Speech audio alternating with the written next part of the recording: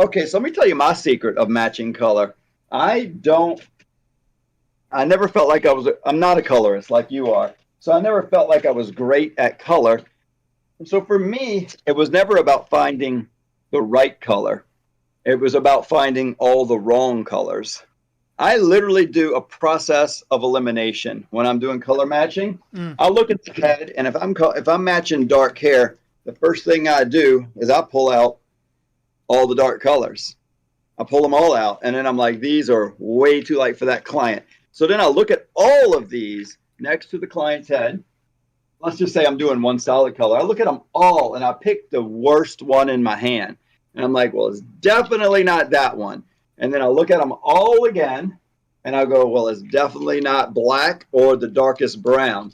So I literally go, because I know I'm not going to find, too many years I've been doing this, and there's usually not a one perfect color. Hmm. So the first thing I'm doing is finding the closest match, like what you talked about. Because a lot of times you look on the ring and you're like, oh, it's this one, and you'll do it, and you're like, oh, God, it's not right. So then you drive yourself crazy going a little bit lighter, a little bit lighter, a little bit lighter, a little bit darker, a little bit darker, a little bit darker, and you can't find it, and you start freaking out. But if you just know ahead of time, there's so many millions of variations of color. It's Hmm. unlikely, even though, I mean, if we talked about she hair for a minute, how many colors, I mean, do we have on that coloring roughly?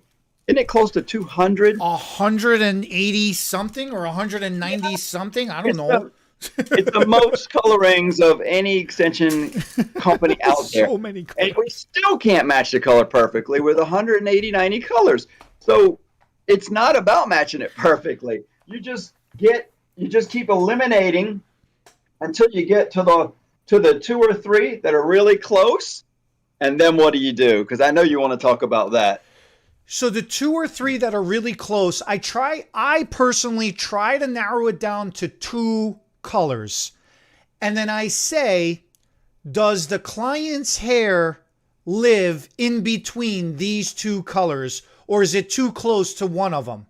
So if it's in between the two colors that I chose, that's my favorite place to be, because now their hair color and then the one lighter and the one darker, now that's a three-dimensional color. It's a guarantee it's all going to blend together once it's all put in, because you start alternating one and one and one. If the natural, somebody got you a coffee today?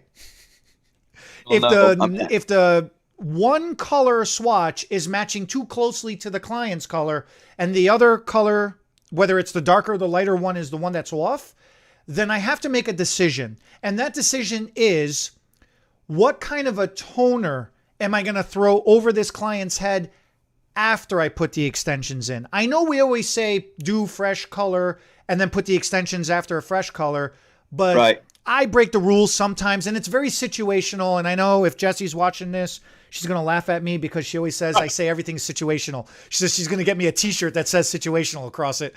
But it is, when it comes to hair color, you have to make that decision. What part of the head needs help?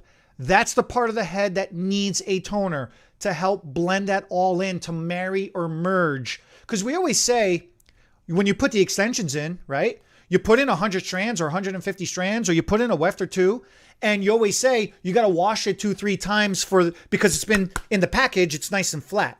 You got to wash it a couple of times for that hair to blow up Expand. and absorb or marry in to the client's hair. Well, Yep. if we accept that from a hair styling perspective, why do we not accept that the tonal value needs to be adjusted? I don't understand why is there that double standard that exists? And then while you were saying all that, something we talked about earlier, I thought you were going to go into. I mean, you did cover it a little bit, but I don't think you hit it hard enough.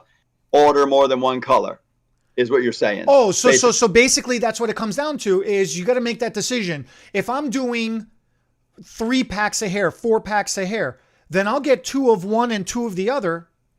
I might get one extra pack of one of the lighter color. I always get an extra pack of the lighter color. Or if I'm not getting an extra pack, then I'll get that same 4-pack example. I'll get 3 of the lighter colors, 1 of the darker color. I'll alternate back and forth, because you can always color The lighter color will always tone easier. Great point. And I would say in my years of experience, most people make a mistake of ordering too dark of hair.